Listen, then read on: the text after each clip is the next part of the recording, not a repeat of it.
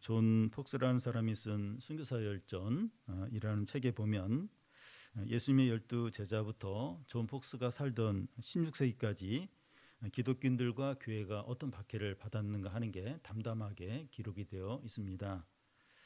그 책의 앞부분에 보면 예수님의 12제자들이 어떻게 인생을 마감했는가 하는 것이 나와 있습니다. 빌립은 그 채찍에 맞고 감옥에 갇혀 있다가 십자가형을 당했고, 가룟 유다를 대신해서 12제자 중에 하나로 뽑힌 이 마띠아는 예루살렘의 돌에 맞아 참수형을 당했고, 안드레는 X자형 십자가에 달려 죽었고, 베드로는 거꾸로 십자가에 달려 죽었고, 도마는 창에 찔려 순교를 했습니다. 야고보 형제 유다 바돌로메, 또 누가, 시몬, 바울, 바나바는 칼에 찔려서 죽거나 나무에 달려 죽임을 당했습니다. 이 기독교인들에 대한 이런 박해가 존 폭스가 순교사 열전을 쓰던 그 16세기까지 계속되었습니다. 그런데 그 16세기 이후 오늘날까지 기독교인에 대한 박해는 계속되고 있습니다. 기독교 박해 역사를 보면 그 인상적인 게 뭔가 하면, 이 박해 시기가 지난 후에 기독교인의 숫자가 줄어드는 것이 아니라 더 크게 증가를 했다는 겁니다. 만약에 교회가 사람들에게 달린 거라면 벌써 교회는 세상에서 없어졌을 겁니다. 그런데 교회는 하나님께 달려있기 때문에 핍박을 받으면 받을수록 더 강해지고 더 성장하는 겁니다. 오늘 말씀에 보면 그 사도행전의 초대교회가 처음 박해를 받는 걸 볼 수 있습니다. 초대교회가 박해받기 전에 어떤 일이 있었는가 하면, 베드로와 요한이 기도하러 성전에 올라가는데 날 때부터 걷지 못한 장애인이 구걸을 하고 있었습니다. 베드로는 그에게 말하기를, 은과 금은 내게 없거니와 나사렛 예수의 이름으로 일어나 걸으라 하자 이 사람이 벌떡 일어나는 거예요. 걷고 뛰는 겁니다. 그 사람은 성전 안으로 베드로와 요한을 따라 들어가서 솔로몬 행각에 함께 이제 있는데 많은 사람들이 몰려들었습니다. 사람들은 베드로와 요한의 능력과 경건으로 이 사람이 치료된 것으로 그렇게 이제 여기고 이제 몰려든 거죠. 그때 베드로는 사람들에게 말하기를, 왜 우리를 주목하느냐? 우리가 한 것이 아니라 나사렛 예수의 이름이 이 사람을 일으켜 세웠다고 말했습니다. 그러면서 그 예수님에 대해서 이제 전하게 되는데, 너희가 예수 그리스도를 십자가에 못 박아 죽였지만 하나님이 그를 다시 살리셨다는 거예요. 그 나사렛 예수의 이름으로 걷지 못하던 이 장애인이 걷게 되었다는 겁니다.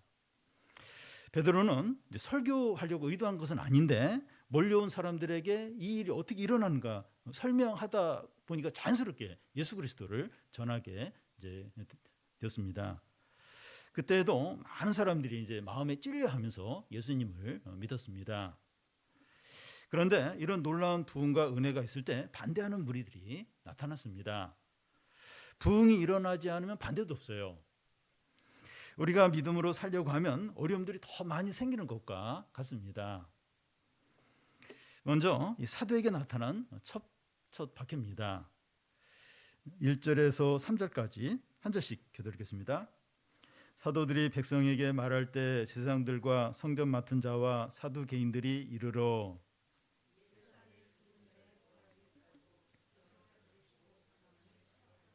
그들을 잡음에 날이 이미 저물었으므로 이튿날까지 가두었으나. 이 사도들이 백성들에게 말할 때라고 하는 것은 베드로와 요한이 솔로몬 행각에서 설교를 하고 있을 때를 말합니다. 그때 제사장들과 성전 맡은 자들과 사두개인들이 베드로와 요한을 체포해서 가두었습니다. 왜 제자들을 체포해서 감옥에 가두었습니까? 제자들이 도둑질을 하거나 폭행을 하거나 뭐 사기나 살인이나 반란이나 사회 혼란을 일으킨 게 아니에요. 이 법을 어기거나 나쁜 짓을 해서가 아닙니다. 그러면 왜 체포를 했습니까? 예수 안에 죽은 자의 부활이 있다고 백성들에게 가르치는 것을 싫어해서 이제 그런 겁니다. 이 기독교를 박해하는 이유가 법을 어겼거나 또 범죄를 행했거나 거짓된 것이 있어서가 아니라 싫어하기 때문이라는 거예요. 복음이 싫고 믿고 화가 나기 때문이라는 겁니다. 이런 태도는 누가복음에서도 볼 수 있는데 예수께서 회당에서 안식일에 귀신 들려서 허리가 꼬부라져 있는 여자를 치료해 줬습니다. 그러자 이제 회당장이 안식일에 병자를 왜 고치냐 이러면서 화를 이제 내는 겁니다. 예수님이 18년 동안 귀신 들려서 허리를 피지 못하는 그런 그 여자를 이제 치료해 줬는데 이제 화를 내는 게요. 이게 이제 불신앙이 이런 겁니다. 여러분, 예수님이 하신 일에 불법이나 악이나 거짓이 있습니까? 18년 동안 허리를 이제 피지 못하고 그 고통 가운데 있는 사람을 이렇게 치료해 주고 날 때부터 걷지 못하던 사람을 걷게 해주고 했는데 비난받을 일이 있습니까? 그런 일을 하신 예수 그리스도가 죽은 자 가운데서 다시 살아나신 것을 제자들이 전하는데 거짓된 것을 지금 전하고 있는 겁니까? 이 예수를 믿어서 사람들이 재용서받고 구원을 받아 영생을 누리는 것이 잘못된 겁니까? 이런 모든 것들 중에서 거짓이나 악이나 이 불법적인 거 그런 게 있습니까? 그런데 이 제사장들과 성전 경비 대장과 사두개인들이 모여서 예수님을 전하는 제자들 체포해서 가두는 겁니다. 불신앙이 이런 겁니다. 불신앙이 이런 거예요. 근데 우리는 이 그러니까 이제 신자와 이제 불신자를 이렇게 비교를 할 때 신자는 편협하고 비합리적이고 비논리적이고 오히려 이 불신자가 오픈되어 있고 합리적이고 논리적이라고 생각할 수 있는데 그 반대입니다. 사실이고 진리고 생명을 살리는 일을 싫어하고 거부하고 대적하는 게 불신앙입니다. 그런데 명절에 이제 가족과 친척들이 다 모였는데 나만 이제 신자예요. 또 동창들이 다 모였는데 나만 이제 크리스찬이고 또 사무실 안에 자기만 이제 신자일 때 뭔가 위축이 돼요. 무슨 말을 이렇게 할 때 눈치를 보게 되고 믿지 않는 사람들 앞에서 약해지는 자신을 이제 느끼게 됩니다. 오히려 믿지 않는 사람은 당당해요. 큰 소리를 치는 것을 볼 수 있습니다. 우리가 옳은 것을 말하면서도 자신이 없고, 근데 믿지 않는 자들은 이제 거짓을 말하면서도 당당하게 이제 말을 합니다. 우리가 이렇게 약한 이유는 이 불신앙이 어떤 것인가 하는 것을 잘 모르고 또 이 진리에 대해서 확신이 약하기 때문입니다. 이 복음이 전해질 때 사람들 두 분류로 나눠집니다. 한 부류는 제사장과 사두개인들과 성전 맡은 자들을 중심으로 해서 복음을 거부하는 자들이고, 다른 한 부류는 그 4절에 보면 예수를 믿는 자들이 남자만 5,000명이 되었다고 이제 하는데, 그 얼마 전에 이제 3,000명이었는데 2,000명이 더 이제 늘어난 겁니다. 누가복음에서도 예수께서 허리 구부러진 여자를 이렇게 치료해 줬을 때 기뻐하면서 하나님께 영광을 돌리는 사람들이 한 부류였고, 회당장을 중심으로 해서 안식일에 왜 병자를 고치냐면서 화를 내는 그런 부류가 또 한 부류가 있는 겁니다. 하나님이 하시는 놀라운 일과 복음이 분명하게 선포가 될 때 거부하면서 대적하는 사람과 믿음으로 반응하는 사람으로 나뉘어집니다. 중립이 없어요. 중립이. 기뻐하든지 화내든지 반대하든지 둘 중에 하나입니다. 우리가 하나님이 하시는 일과 십자가 복음을 들으면 싫고 화가 나든지 큰 기쁨과 은혜가 있든지 둘 중에 하나입니다. 그러면 아무런 반응도 없고 느낌이 없다면 어느 쪽에 이렇게 속하는 걸까요? 싫어하는 편에 속하는 것으로 이제 봐야 합니다. 복음에 대한 반응이 그 우리의 영적인 상태와 소속이 어떤가 하는 것을 드러냅니다. 우리의 상태가 느낌이 없거나 싫어하는 쪽이라면 나에게 신앙이 없구나, 믿음이 없구나, 이걸 인정하고 참 우리 자신의 불신앙을 회개하고 은혜를 구해서 그 예수님을 믿고 거듭나시기 바랍니다. 그리고 베드로와 요한이 설교하는 중에 그 성전에서 체포되는 일이 일어났는데 믿는 자의 숫자가 줄어드는 게 아니라 더 크게 증가를 했습니다. 4절에 보면 말씀을 듣는 자 중에 믿는 자가 많으니 남자의 수가 약 5천이 되었더라. 그러니까 남자가 믿는 자가 5천이었으니까 여자들과 아이들까지 합치면 만 명이 이제 넘는 거죠. 이것이 보여주는 게 이제 뭡니까? 이 사람은 가다둘 수 있어도 복음은 잡아두지 못한다는 거죠. 하나님의 일은 어려운 상황이나 사람에게 매이지 않습니다. 사람들이 상황이 어렵기 때문에 신앙에서 멀어지고 환난 때문에 신앙이 떠나는 게 아니라는 거예요. 꼭 어려움 때문에 그런 게 아니라는 겁니다. 우리는 약한 마음 먹으면 안 됩니다. 어려움과 환난 때문에 신앙이 약해지는 것이 당연하지 않다는 거예요. 이런저런 이유를 대면서 침체와 불신앙에 빠지는 것을 합리화시키면 안 됩니다.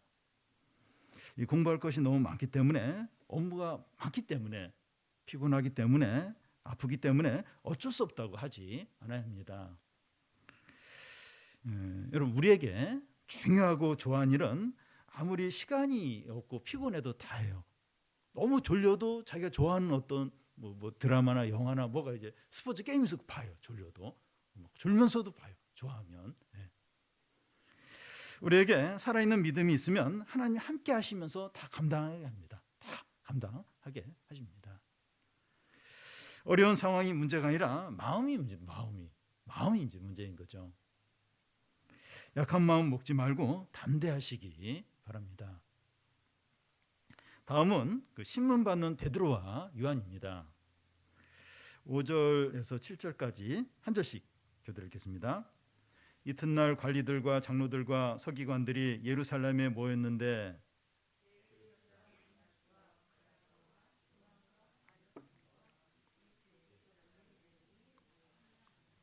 사도들을 가운데 세우고 묻되 너희가 무슨 권세와 누구의 이름으로 이 일을 행하였느냐.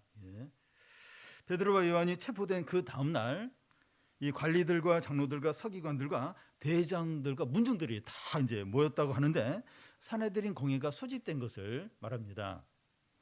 산헤드린 공회는 70명의 장로들과 서기관들과 이제 제상들로 이제 구성이 되어 있는데 우리나라로 말하면 그 국회에 해당해 유대 최고의 기관입니다. 대제사장 안나스는 은퇴한 대제사장이지만 여전히 대제사장이라고 불리면서 큰 영향력을 행사를 하고 있었습니다. 가야바는 이제 안나스의 사위로서 그 당시 현직 이제 대제사장입니다. 이 두 사람은 두 달 전에 예수님을 신문하고 사형 판결을 내렸던 자들입니다. 그리고 산헤드린 공회에 소집된 대부분의 사람들이 예수님을 재판에서 사형을 이렇게 확정했던 그런 이제 사람들이에요. 이 70명의 유대 지도자들이 반원형으로 배치된 그런 의자에 다 이제 앉아서 그 가운데 이제 베드로와 요한을 세우고 신문을 이제 하고 있는 겁니다. 그들이 베드로와 요한에게 묻는 게 뭐죠? 너희가 무슨 권세와 누구 이름으로 일을 행하느냐? 이 질문은 유대 지도자들이 예수님에게 했던 동일한 질문입니다.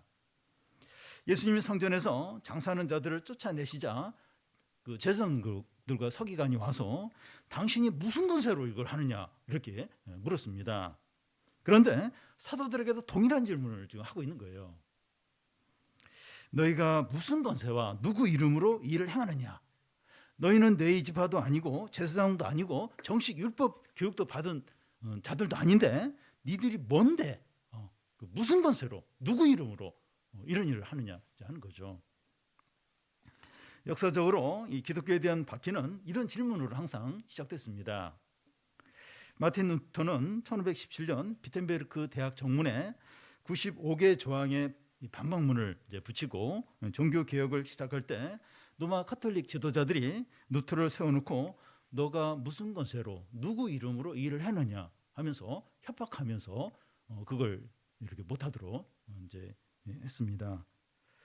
그로부터 200년 후에 조지 휘필드는 영국과 미국 신대륙에 큰 부흥을 일으켰는데 많은 목회자들이 네가 뭔데 그런 설교를 하냐 하면서 자기 교회 그 교회를 이제 집회 장소로 이제 안 빌려주는 겁니다. 산헤드린 공회 의장은 보통 현직 대제사장이 이제 맡기 때문에 가야바가 의장을 맡았어요. 가야바가 베드로와 요한에게 이제 질문하기를 너희는 무슨 권세로 누구 이름으로 이를 행하느냐 이렇게 묻습니다.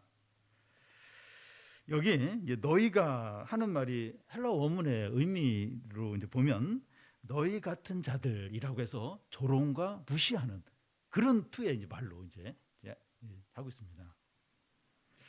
비천하고 무식하고 별 볼 일 없는 어부들이 지금 무슨 짓을 하고 있느냐 이제 하는 거죠. 베드로와 요한은 대제사장과 장로들과 서기관들과 이 귀족들 앞에서 내세울 만한 것이 아무도 없었어요. 우리도 이제 믿음으로 뭔가 하려고 하고 하나님 뜻에 따라서 무슨 말을 이제 하려고 하는데 주위에서 네가 뭔데 이렇게 할 때가 있습니다. 내가 뭐지? 나는 어떤 사람이지? 이렇게 돌아보면 내어놓을 것이 아무것도 없는 거예요. 우리가 믿음으로 살고 하나님의 일을 하면서 우리 자신에게서나 외적인 것에서나 보이는 것에서 근거를 찾으려고 하면 침체되고 낙심할 수밖에 없습니다. 자기에게 집중하는 거예요. 막 이렇게 막 주님의 일을 하고 옳은 일을 막 하는데 네가 뭔데? 막 그러는 거예요. 네가 뭔데? 그러면 자기에게 집중해요. 자기를 막 살펴요. 그리고 자신의 외적인 어떤 걸 이렇게 붙들려고 하는데 그러면 이제 침체가 되는 거예요. 무너지게 되는 겁니다.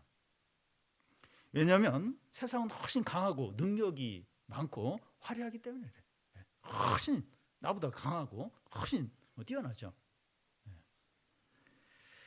그런데 베드로는 그 예수님을 2개월 전에 사형 선고를 했던 산헤드린 공회 앞에서 이런 질문을 받고 어떻게 반응을 합니까?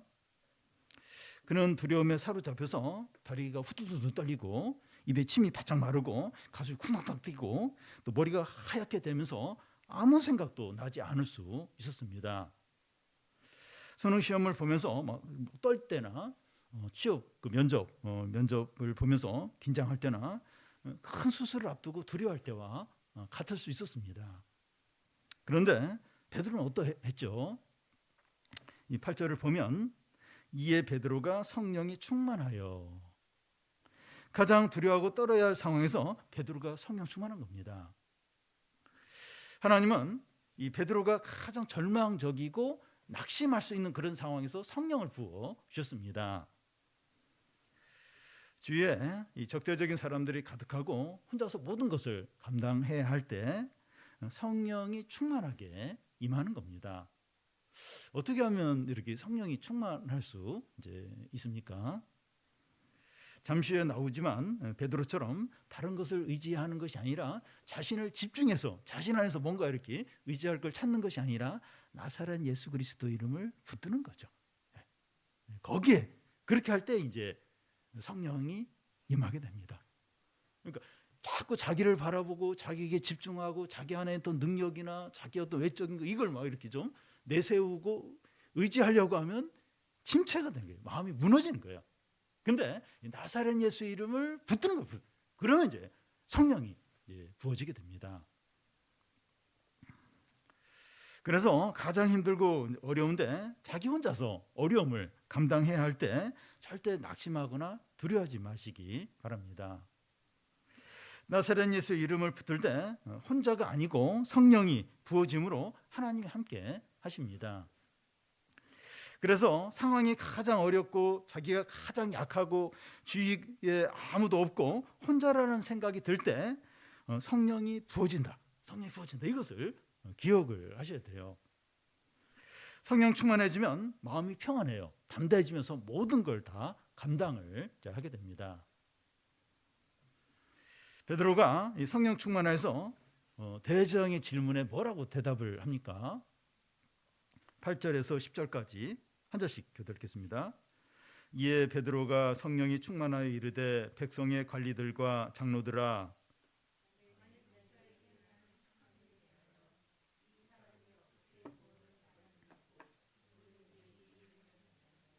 너희와 모든 이스라엘 백성들은 알라 너희가 십자가에 못 박고 하나님이 죽은 자 가운데서 살리신 나사렛 예수 그리스도의 이름으로 이 사람이 건강하게 되어 너희 앞에 섰느니라. 베드로가 너무나 달라졌어요. 2개월 전 예수님이 붙잡혀 재판을 받을 때 그는 여종이 3번의 질문에 막 예수님을 모른다고 부인을 했던 인물입니다. 베드로는 원래 이제 그렇게 약한 사람입니다. 그런데 지금은 예수님을 재판해서 십자가 처형을 결정했던 권세자들 앞에서 예수 그리스도 이름을 강력하게 증거를 하고 있습니다. 무엇이 베드로 하여금 전혀 다른 사람이 되게 이제 했습니까? 예수님의 부활과 성령의 부으심 때문입니다. 부활의 신앙과 성령의 부으심이 겁쟁이를 믿음의 사자로 바꾼 겁니다. 오늘 우리는 그 예수 그리스도의 부활을 믿고 성령을 받았습니다. 우리는 베드로가 믿는 것과 같은 것을 믿고 있고 베드로가 받은 것과 동일한 것을 받았습니다. 그렇다면 우리도 베드로처럼 변해야 되죠. 그러니까 베드로가 믿는 거, 베드로가 받은 거 똑같은 걸 우리가 믿고 있고 똑같은 걸 받았어요. 그러면 이제 베드로처럼 변해야 되죠.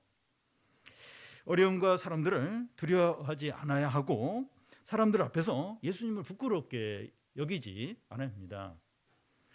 네가 뭔데? 하는 질문을 받든지 우리 안에서 이런 질문을 받은 것처럼 느낄 때, 그러니까 누가 이렇게 바로 말은 안 했어도 내가 그렇게 느껴지는 거예요. 그러니까 내가 뭐지? 뭐 이러면서 이제 이런 질문을 받은 것처럼 이렇게 느껴질 때 나사렛 예수 그리스도 이름으로 대답을 하는 겁니다. 나에게 집중하고 또 어떤 눈에 보이는 것이나 어떤 외적인 거 거기서 막 이렇게 그걸 찾고 그걸 붙들려고 하는 게 아니라 나사렛 예수의 이름, 나사렛 예수 그리스도 이름 그걸 바라보고 붙드는 겁니다. 예수 그리스도 때문에 세상 사람들을 두려워하지 않고 어려움들을 무서워하지 않고 유혹들을 거절을 하는 거죠. 예수 그리스도 이름으로 모든 걸 감당을 하는 겁니다. 대장의 질문에 대한 이 베드로의 답변은 놀라운 겁니다. 산헤드린 궁회에 모인 사람들이 베드로의 답변을 듣고 깜짝 놀라요. 다 깜짝 놀랍니다. 만일 병자에게 행한 착한 일에 대하여 이 사람이 어떻게 구원을 받았느냐 오늘 우리에게 질문한다면 너희와 모든 이스라엘 백성들은 알라. 너희가 십자가에 못 박고 하나님이 죽은 자 가운데서 살리신 나사렛 예수 그리스도의 이름으로 이 사람이 건강하게 되어 너희 앞에 섰다. 나사렛 예수 그리스도의 이름은 그 자리에 있는 모든 종교 지도자들이 너무나 싫어하는 그런 이름입니다. 2개월 전에 여기 모여있던 모든 지도자들이 그 예수님께 사형 판결을 내렸어요. 베드로가 살고 싶으면 예수 이름을 이제 말하면 안 되고 잘못했다고 다시는 예수 이름을 전하지 않겠다고 그렇게 이제 했어야 하죠. 그런데 이제 베드로는 말하기를 너희가 거부하고 배척하고 십자가에 못 박아 죽인 예수 그리스도를 하나님이 죽은 자 가운데서 살리셨다. 그 나사렛 예수의 이름이 이 장애인을 걷게 했다 이렇게 합니다. 베드로는 나사렛 예수 이름을 너무나 당당하게 말하고 있어요. 그가 이렇게 말하는 이유는 그를 비난하거나 정죄하기 위해서가 아니라 그들을 이제 비난하거나 정죄하기 위해서가 아니라 그들이 회개하고 구원받도록 하기 위해서입니다. 대장, 서기관들, 장로들, 니들이 얼마나 나쁜 놈인지 알아? 뭐 이러면서 막 그렇게 하기 위해서가 아니고, 그러니까 좀 회개하도록 다시 이렇게 예수를 믿도록 그러도록 이제 지금 이렇게 권면을 하고 이제 있는 거죠. 누구든지 예수 그리스도를 믿으면 모든 죄가 용서가 되고 구원받고 영생을 이제 얻는다는 거죠. 우리가 예수님을 증거하는 것을 이제 남이 싫어하고 거부를 하더라도 이렇게 해야 사람들이 구원받게 됩니다. 우리가 구원받아서 이 자리에 있는 것도 누군가가 예수님을 증거했기 때문입니다. 우리도 사람들 앞에서 그 예수 그리스도가 어떤 분이신지 당당하게 말할 수 있어야 합니다. 근데 실제로 이게 제일 어려워요. 믿지 않는 사람들하고 같이 식사할 때 기도하는 것도 신경이 쓰여요. 할 수 있으면 짧게 이제 이렇게 하게 되고, 그러니까 사람들 앞에서 그 예수님이 구원자입니다. 이렇게 예수님 믿어야 구원받습니다. 그렇지 않으면 지옥 갑니다. 하나님의 무슨 심판을 받습니다. 당신이 예수님 믿어서 새로운 삶을 살고 복된 삶을 살고 영생을 얻기를 바랍니다. 이 얘기를 하는 게 얼마나 어려운지 몰라요. 가까운 친구한테도 너무 어려워요. 가까운 친구, 잘 아는 사람이 더 어려울 수 있어요. 가족에게 말하는 것이 너무 힘들 수 있어요. 근데 이 얘기를 해야 돼. 이 얘기를. 이렇게 해야 그 사람이 예수 믿고 구원을 받을 수 있습니다. 우리가 지금 이 자리에 있는 게 예수를 믿게 된 것은 누군가가 좀 이렇게 망설이면서 이렇게 막 이렇게 힘들지만 이렇게 용기를 내서 그 얘기를 했기 때문에, 아니면 그 얘기를 하진 않았더라도 이렇게 말씀을 들을 수 있는 자리로 이렇게 계속 권해서 데려왔기 때문에 우리가 예수를 믿게 되고 구원받게 되고 이 자리에 있는 거죠. 우리가 진짜 주님을 사랑한다면, 그리고 이 복음에 대해서 확신한다면 그런 말을 할 수 있는 겁니다. 또 베드로는 이 구약 성경에 인용해서 그 예수가 어떤 분인지 이렇게 말합니다. 11절을 같이 한번 읽겠습니다. 이 예수는 너희 건축자들이 버린 돌로서 진 모퉁이의 머릿돌이 되었느니라. 이 말씀은 시편 118편 22절을 이제 인용을 한 겁니다. 그 당시에 이제 건물을 지을 때 가장 그 중요한 기초석이 모퉁이의 머릿돌입니다. 이 모퉁이의 머릿돌에서 두 벽이 이제 그 지어져 가면서 건물이 이제 완성이 되어 갑니다. 건축자들이 이제 머릿돌을 고르다가 한 돌을 버렸어요. 버렸는데 나중에 건물을 다 짓고 나서 보니까 그 버린 돌이 이 머릿돌이 되어 이제 있는 겁니다. 이 비유가 예수님에게 이제 적용이 되는데요. 유대 종교 지도자들이 이제 건축자에 해당하는데 예수님을 거부하고 배척하고 십자가에 죽였습니다. 그런데 하나님이 그를 살리시고 하늘 보좌에 앉히셔서 하나님 나라의 모퉁이의 머릿돌이 되게 하신 거예요. 사람들에게 다 버림을 당하고 실패를 한 것처럼 보였지만 이 하나님은 그를 존귀케 하고 영화롭게 하신 겁니다. 여러분, 예수님이 죽음에서 부활하심으로 모퉁이의 머릿돌이 이제 되셨다고 하는 것은 모든 사람에게 결단을 요구하는 겁니다. 모든 사람은 모퉁이 돌 대신 그 예수님께 두 가지 태도 중에 하나의 태도를 취하게 됩니다. 그 모퉁이 돌에 붙어서 성전 건물로 지어져 가든지 아니면 그 돌과 부딪혀서 깨어지든지 하는 겁니다. 그러니까 그 모퉁이 돌 대신 예수 그리스도에게 딱 붙지 않으면 충돌이 돼요.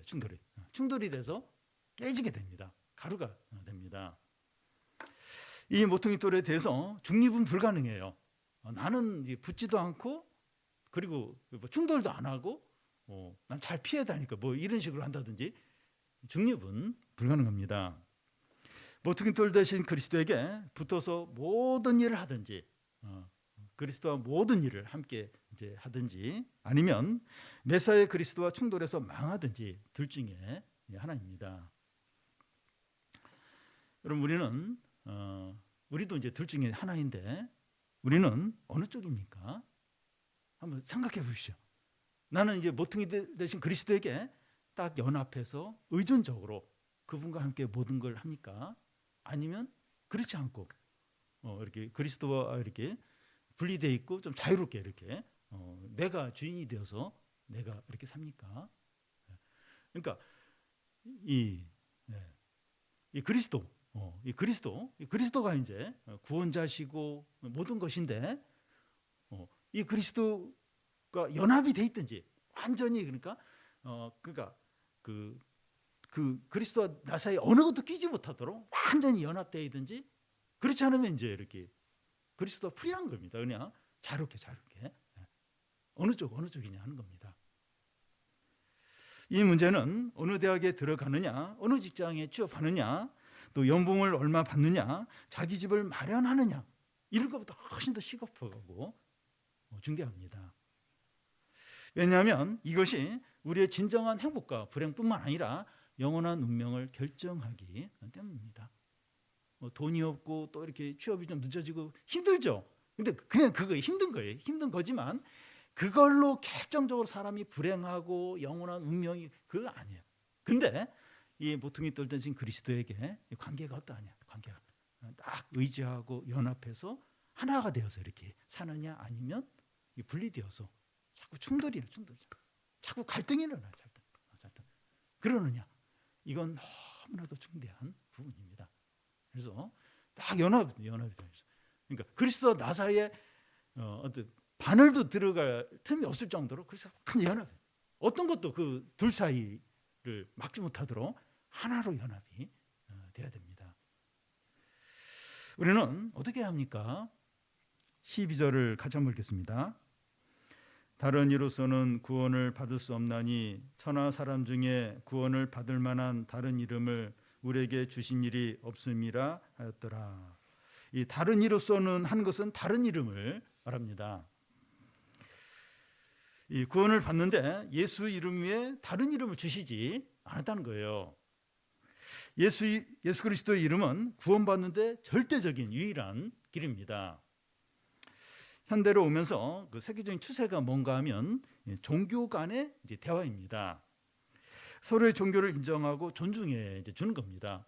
성탄절 때 이제 불교 이제 그 주계종의 원장이 와서 이렇게 축하해주고 축하 메시지 전하고, 또 석가탄신일에 또 기독교 대표가 해서 축하하고 서로 악수하고, 이런 것들은 너무 이제 세상이 아름다워하고 또 좋아 이렇게 합니다. 물론 정당한 이유 없이 다른 종교를 비난하거나 무시해서는 안 됩니다. 그런데 그 일부에서는 이제 어떤 말까지 이제 하는가 하면, 모든 종교는 본질적으로 하나이고 외적으로 달라도 같은 것을 추구한다는 겁니다. 다른 말로 하면 구원이라는 산 정상에 올라가는 길은 여러 개가 있다는 겁니다. 다양한 종교를 통해서 구원에 이를 수 있다는 거죠. 근데 성경은 하나님이 정하신 구원의 길은 오직 예수 그리스도뿐이라고 말씀합니다. 예수님은 내가 길이요 진리요 생명이니 나로 말미암지 않고는 하나님 아버지께 이룰 수 없다고 분명하게 말씀했습니다. 구원은 예수 그리스도 이름을 믿는 것을 통해서만 가능합니다. 구원의 문제를 한번 더 이제 확대해서 좀 생각을 해보면, 그 일반 사람들, 보통 사람들에게 이제 구원이란 모든 문제가 해결이 되고 안정과 행복과 미래를 보장해주는 그런 걸 구원이라고 생각합니다. 꼭 그걸 구원이라는 얘기는 안 해도 그게 이제 모든 것인 것처럼 그렇게 이제 그 여기고 그걸 추구를 이제 하게 됩니다. 우리 사회가 구원이 있다고 여기는 것들이 여러 개 있어요. 여러 개. 근데 그 중에 하나가 의대에 들어가는 것이라서, 의대에 들어가면 구원을 얻은 거예요. 천국에 들어간 것보다 더 대단하게 여기고, 재산이 한 20억 이상 좀 그러면 이제 그렇게 좀 여기고, 비트코인 그걸 많이 이제 보유한 것, 또 대기업에 이제 들어가는 것, 또 인스타그램이나 자기가 올린 영상에 조회수가 엄청나게 이제 늘어나는 이런 거, 또 건강 관리를 잘해서 아픈 곳이 없는 이런 것들이죠. 사람들은 이런 것들을 중요하게 여기고 여기에 구원이 있다 이렇게 이제 믿습니다. 물론 이런 것도 필요해요. 유익합니다. 그런데 이런 것들에는 구원이 없어요. 도움이 되죠. 유익하지만 여기에 구원이 없습니다. 만약에 예수 이름에 다른 것이 구원이 있다면 저는 이 자리에 서 있지 않았을 겁니다. 여러분, 우리는 예수 그리스도의 이름에만 구원이 있다는 것을 드러내놓고 부인하진 않아요. 그런데 예수 그리스도 이름만은 안 되고 다른 것도 있어야 된다 이렇게 이제 말합니다. 신앙은 신앙이고 현실은 현실이라는 거죠. 물론 우리에게 먹을 거, 입을 거, 집, 직장 이제 다 필요합니다. 그런데 예수 그리스도보다 이런 것들을 더 우선적으로 여긴다면 예수 그리스도의 이름에 구원이 있다고 믿는 것이 아닌 게 되는 겁니다. 물론 뭐 예수 그리스도 나쁜 분 아니고 나 뭐 믿고, 근데 예수 그리스도의 이름에만 구원이 있다 이렇게 그렇게 믿는 건 아니라는 거예요. 예수님만이 전부가 아니라, 신앙만이 전부가 아니라 다른 것도 있어야 된다. 그래서 다른 것에다 우선순위를 두면 예수 그리스도 이름에만 구원이 있다 이렇게 믿는 것은 아니라는 거죠. 여러분, 이 세상의 전쟁들과 분쟁과 재난과 전염병과 난민과 배고픔과 범죄와 폭력이 가득한 이유가 무엇입니까? 사람들이 불행과 고통과 슬픔과 절망과 비참한 가운데 있는 이유가 무엇입니까? 그 본질적인 이유가 무엇입니까? 진정한 이유가 무엇입니까? 예수 그리스도 이름 말고 다른 것에서 구원을 찾기 때문입니다. 다른 것들은 다 용납하면서 예수의 이름만 거부하기 때문입니다. 이 진정한 이 사람들의 수많은 고통과 불행과 아픔의 진정한 원인은 예수 그리스도 이름만 빼고 다른 건 다 용납을 해요. 예수 그리스도 이름에 구원이 있다. 그걸 거부하는 거예요. 그걸 믿지 않기 때문입니다. 여러분, 인류의 소망이 어디에 있습니까? 이 지금 우리 이 세상에 일어나는 일들, 그 인류의 소망이 어디에 있습니까? 사람들의 진정한 행복이 어디에 있습니까? 이 진정한 행복, 사람들이 다 그걸 추구하는데 이 진정한 행복이 어디 있습니까? 저는 세상에 어디에 그게 있다는 얘기를 들어보지 못했어요. 뭐 비슷한 건 있는데 없어요. 인류의 진정한 소망, 사람들의 진정한 행복, 이 세상 어디에도 없습니다. 어디에 뭐가 있다, 뭐다 이렇게 들은 적이 없습니다. 가장 안전하고 가장 복된 것이 무엇입니까? 모퉁이 돌 대신 예수 그리스도에게 붙어 있는 겁니다. 우리를 위해서 십자가에 죽으시고 다시 사시고 날 때부터 걷지 못하던 장애인을 걷고 뛰게 하신 예수님을 믿는 것입니다. 뭐가 이 40여 세 된 한 번도 걷지 못한 이 장애인을 걷고 뛰게 했습니까? 나사렛 예수 그리스도 이름입니다. 인류의 진정한 소망, 사람들의 진정한 행복, 진정한 안전, 진정한 구원은 이 날 때부터 걷지 못하던 이 장애인을 걷고 뛰게 한 나사렛 예수의 이름, 그 이름을 믿는 거기에 있습니다. 예수 그리스도는 모든 재난과 위험들과 위기들 가운데서 진정한 피난처고 구원이 되십니다. 여러분, 가장 불행하고 비참한 사람이 어떤 사람입니까? 실직하고 질병 가운데 있고 가난하고 또 재난을 닥치고 전쟁 가운데 있는 사람들이 아니라 예수 그리스도를 거부하는 사람들입니다. 지금 전쟁 가운데 있는 사람 너무 마음이 아파요. 너무 마음이 아픈데 근데 그 사람보다 더 비참하고 절망적인 사람은 예수 그리스도를 거부하는 자들입니다. 이런 사람들은 예수 그리스도와 계속 충돌해요. 결국은 철저하게 망하게 됩니다. 다른 이름을 주시지 않았어요. 다른 이름을 주지 않았습니다.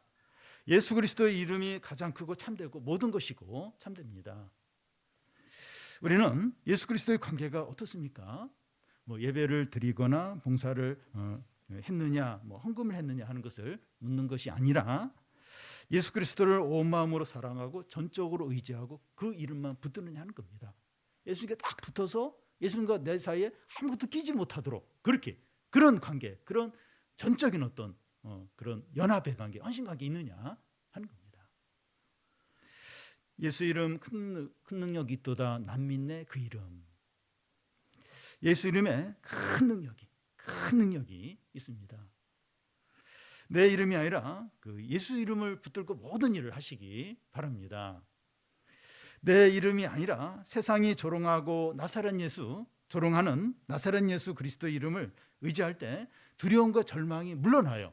그러면서 성령으로 충만하게 됩니다. 어려운 상황에서 혼자라고 느낄 때 나사렛 예수 그리스도의 이름을 붙들어서 성령 충만하여서 모든 일을 감당하고 승리하시기 바랍니다.